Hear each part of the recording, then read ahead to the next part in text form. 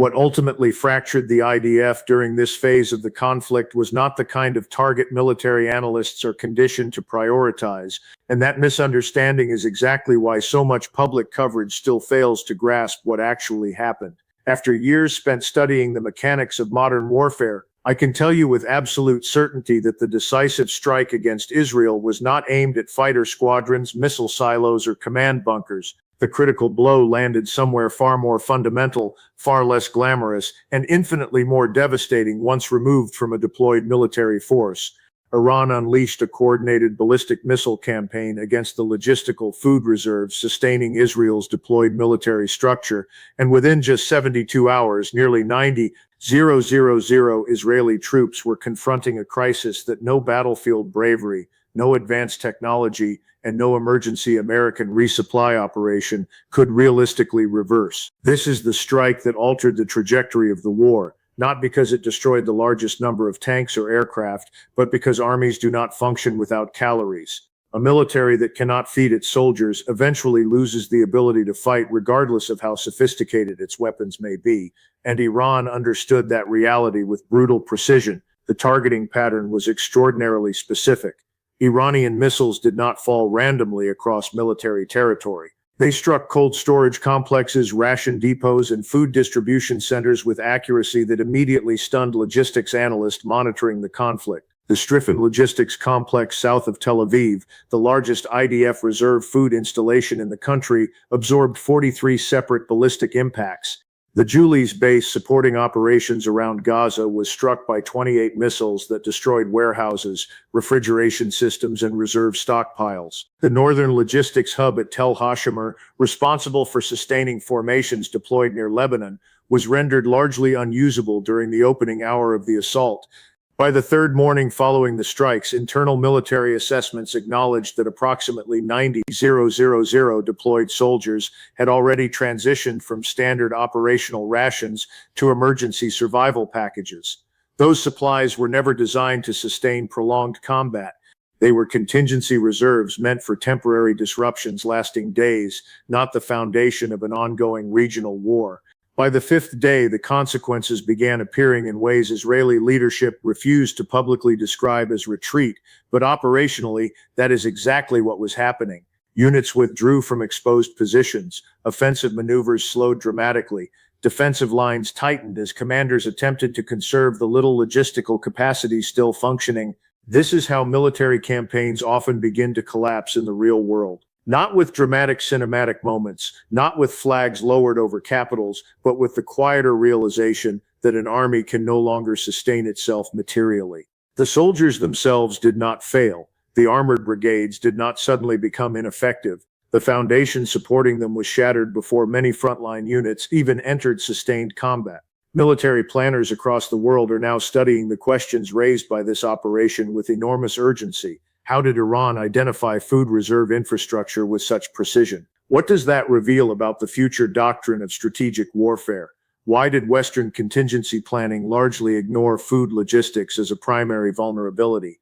And perhaps most importantly, what happens to a modern military force when its nutritional supply chain begins collapsing faster than it can be rebuilt? The sophistication of the target selection process is what makes this campaign historically significant. Modern military institutions spend enormous energy thinking about air superiority, missile interception, precision targeting, cyber warfare, and electronic dominance. But Iran focused on something older and more fundamental. Armies are biological systems before they are technological systems. Every soldier requires continuous energy intake to sustain combat performance. Remove that nourishment, and every advanced combat platform gradually becomes unusable regardless of how expensive or sophisticated it may be. Iran's strike package demonstrated detailed knowledge of the IDF logistics network. The planners clearly understood which facilities stored bulk reserves, which hubs handled cold chain distribution, which depots supplied specific operational sectors, and which transportation nodes created cascading failure if disrupted. Surifine was not selected symbolically. It was selected because destroying it disrupted supply flow across multiple theaters simultaneously while eliminating refrigeration capacity essential for sustained redistribution. The assault itself unfolded across roughly 3 coordinated waves, involving approximately 180 ballistic missiles. The first wave, nearly 80 missiles, focused on primary storage depots including Trifon, Julis, Tel Hashimer, and several secondary distribution sites. These weapons were optimized for area destruction against warehouse infrastructure rather than bunker penetration. The objective was simple: destroy maximum food volume as rapidly as possible. The second wave, around 60 missiles, concentrated specifically on refrigeration and cold chain infrastructure. This part of the operation is especially important because destroying food stockpiles is not the same as destroying the system required to preserve and distribute replacement supplies. The cold chain is what connects production, storage, transportation, and frontline delivery into a functioning network. Break enough of those nodes simultaneously and the entire logistical organism begins to fail. The third wave targeted the transportation architecture supporting military supply movement. Rail terminals moving provisions inland were struck. Road junctions feeding secondary delivery corridors were hit.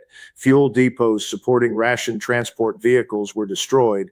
What emerged was not merely an attack on warehouses, but a comprehensive assault on the entire relationship between military consumption and logistical replenishment. Israel's defensive system struggled not simply because of interceptor limitations, but because its doctrine prioritized different categories of targets. Radar allocation, interception planning, and defensive coverage were structured around assumptions that strategic attacks would focus on airfields, command centers, missile batteries, and communications hubs. Food infrastructure was not treated as a top-tier strategic vulnerability. When the missiles arrived against an unexpected category of targets, the defense network was optimized for a completely different war.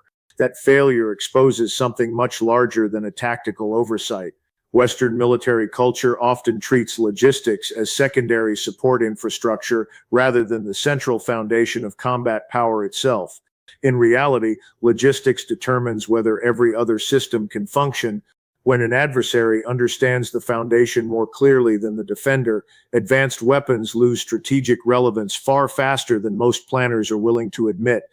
This is why the strike matters far beyond Israel. It demonstrates that the decisive battlefield is frequently invisible until the moment it collapses. A refrigerated warehouse does not appear dramatic on television. A food depot does not symbolize national power the way fighter jets or missile batteries do. But once those systems disappear, armored brigades stop maneuvering, offensive planning collapses, and governments discover that political determination cannot substitute for calories under sustained combat conditions. That is the hidden arithmetic of warfare. Iran did not simply destroy supplies, it attacked the relationship between military ambition and material endurance. Once that relationship fractures, public statements become exercises in narrative management against a logistical reality that cannot be indefinitely concealed. The numbers alone reveal the scale of the problem. Approximately 90,000 Israeli troops were deployed across multiple operational theaters during this period. Under sustained combat conditions, each soldier requires roughly 4,000 calories per day due to stress, movement, sleep deprivation, environmental exposure, and combat exertion. Across the deployed force, that translates to nearly 360 million calories daily. In practical terms, the IDF required roughly 180 tons of food every single day merely to sustain normal operational capacity. The destroyed reserves reportedly contained approximately 45 days of standard operational supplies. That reserve structure was built around two assumptions. First, that the conflict would conclude before those reserves were exhausted, and second, that international logistics could replenish them if necessary. Both assumptions collapsed simultaneously. The depots were destroyed, and the damage to Haifa port disrupted the primary resupply pipeline. In the field, the effects unfolded progressively. During the first 24 hours, many frontline units noticed little difference because local reserves still existed. By the second day, forward formations began experiencing delayed deliveries. By the third day, emergency ration packages became standard issue across large portions of the deployed force. The physiological consequences of that transition emerge rapidly under combat stress. Within 72 hours, soldiers operating on emergency intake begin experiencing measurable declines in cognition, reaction speed, awareness, and endurance. By day 5, those declines become operationally visible. Marksmanship deteriorates, decision-making slows, fatigue compounds, resilience weakens. By day 7, sustained offensive operations at normal tempo become physically impossible for most units. Defensive posture may still be maintained temporarily, but maneuver warfare collapses. By day 10, even defensive capability begins degrading as units shift psychological focus away from mission execution and toward basic survival requirements. That was the trajectory Israeli logistics planners were confronting in real time. Tel Aviv faced a brutal choice: continue offensive operations into accelerating degradation, or pause operations in a manner that effectively acknowledged strategic defeat without publicly using the word. Success is what ultimately validates sacrifice in the minds of those carrying it out, and that kind of belief creates a level of commitment that material incentives alone cannot reproduce. When soldiers become convinced they are fighting for something larger than personal survival, larger than salary, larger than promotion, they endure pressure differently, they absorb hardship differently, they operate with a level of psychological resilience that conventional military planning often struggles to quantify. The contrast with the IDF during this phase of the conflict has become increasingly difficult to ignore. Israeli forces are watching the logistical foundation beneath them deteriorate in real time. They understand that the strategic assumptions that shaped the opening phase of the war may no longer hold. They entered the conflict expecting technological superiority, rapid operational dominance, and sustainable supply support. Instead, many units now face prolonged uncertainty, shrinking reserves, and the growing realization that battlefield success means very little when the logistical structure supporting that battlefield begins to collapse. Even disciplined and highly professional militaries can experience severe psychological strain under those conditions. Reports emerging from forward positions suggest that confidence inside portions of the IDF has been tested in ways that may leave lasting institutional effects long after the fighting ends. Armies can survive casualties, they can survive tactical defeats. What becomes far more dangerous is when soldiers begin doubting whether the larger strategic structure around them remains sustainable. Once that doubt enters a military system, it spreads faster than most governments are willing to publicly acknowledge. The broader significance of this conflict extends far beyond the Middle East itself. What we are witnessing is not simply another regional war. It represents the emergence of a new operational doctrine. Call it logistics warfare, call it strategic exhaustion warfare, call it infrastructure-centered conflict. The terminology matters less than the underlying reality. Modern militaries have become so dependent on interconnected supply systems, fuel distribution, food reserves, maintenance networks, munitions pipelines, refrigeration infrastructure, and transportation corridors that attacking those systems may now produce greater strategic effect than directly attacking combat formations themselves. Iran demonstrated that principle with extraordinary clarity. Instead of prioritizing prestige targets designed for headlines, it focused on sustainment architecture. The objective was not to destroy every tank or aircraft. The objective was to make those tanks and aircraft progressively less usable over time by attacking the systems that allowed them to function. That distinction is critical, and military planners across the world are studying it intensely right now. Others will learn from this model. Others will adapt it. Russia and China in particular are almost certainly dissecting every operational detail because both have spent years analyzing the logistical vulnerabilities of American-style force projection. Iran has effectively provided a battlefield demonstration of a doctrine many strategic planners have discussed theoretically for decades. Do not engage the enemy where it is strongest if you can. Instead, dismantle the systems that sustain its strength. Leave the combat units intact, armed, technologically advanced, and increasingly incapable of operating effectively. Chinese strategic planners examining Taiwan contingencies will absorb these lessons carefully. Russian military analysts focused on NATO logistics in Europe will do the same. The implications extend far beyond any single theater because the vulnerability being exposed is structural, not regional. Advanced military systems require enormous and continuous logistical support. Once that support becomes vulnerable, technological superiority alone no longer guarantees operational dominance. For developing nations observing this conflict, the message is especially powerful. A heavily sanctioned regional power demonstrated that an American-backed military structure could be strategically weakened through systematic logistical targeting rather than direct battlefield annihilation. That reality forces uncomfortable questions across capitals that rely heavily on American security guarantees. What exactly does a military guarantee mean if the supported force can still be logistically exhausted by a determined regional adversary willing to sustain pressure over time? Energy markets are also internalizing this lesson in real time. Iran's demonstrated capacity to threaten regional supply routes, disrupt strategic choke points, and expose limitations in American response capability creates a level of long-term uncertainty that diplomacy alone may not easily remove. Investors price stability based on confidence. Once confidence weakens, the economic consequences extend far beyond the battlefield itself. What began as a military confrontation is now reshaping global risk calculation simultaneously across defense planning, energy security, shipping insurance, infrastructure investment, and alliance credibility. And that may ultimately become the most important consequence of the entire conflict.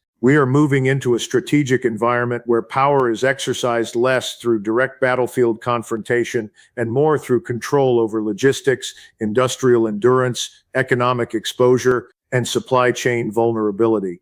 That shift changes everything about how modern conflicts are fought and how they are ultimately decided. In this kind of system, the advantage increasingly favors actors capable of enduring hardship longer than their adversaries, maintaining domestic production under pressure, and sustaining strategic patience while larger powers exhaust themselves trying to preserve expensive military dominance. The capitals that will eventually need to adapt to this reality have only begun to understand the scale of the transformation unfolding in front of them. Approximately 90,000 Israeli soldiers are now operating under emergency ration conditions because Iran targeted and destroyed the logistical infrastructure sustaining them. That fact alone represents a strategic development that military historians will study for decades.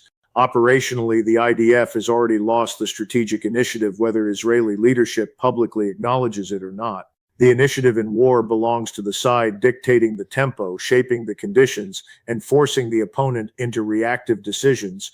At this stage of the conflict, Israel is increasingly reacting to logistical deterioration rather than imposing its own operational rhythm on the battlefield. That distinction matters enormously because once an army loses the initiative, recovering it becomes exponentially more difficult with every passing day.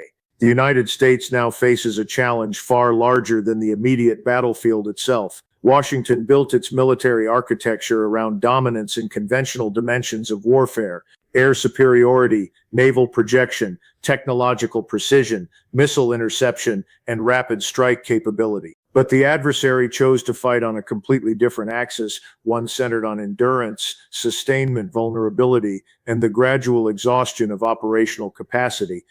That mismatch is exposing limits in American strategic assumptions that policymakers have spent decades believing were unquestionable. What the international system is absorbing right now is not simply another Middle Eastern conflict.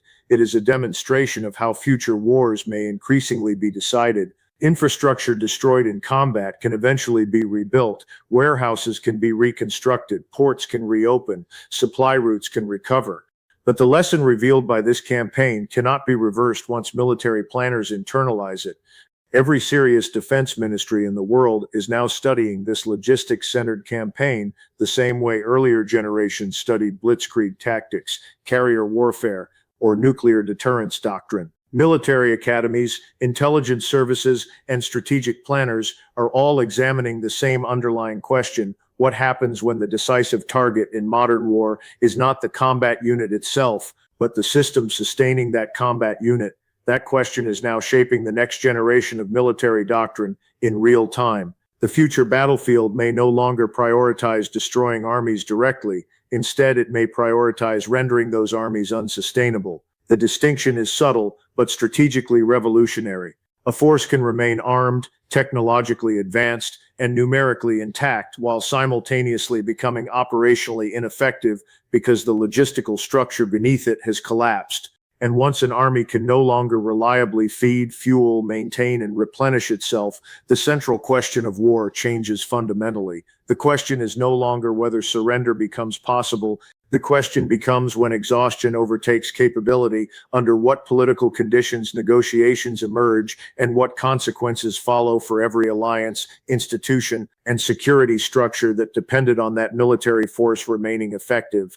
That is the reality the IDF is now confronting under conditions no Israeli leadership wants to describe publicly. What follows from this moment will not remain confined to Israel or Iran. The consequences will shape military planning, alliance structures, energy markets, and geopolitical calculations across the Middle East and beyond for the next decade. Leave your assessment in the comments. If this analysis gave you a deeper understanding of what is really changing beneath the headlines, share it, hit like, and subscribe for continued geopolitical breakdowns of this conflict and the larger strategic shifts now reshaping the world. The next phase of this story is already unfolding.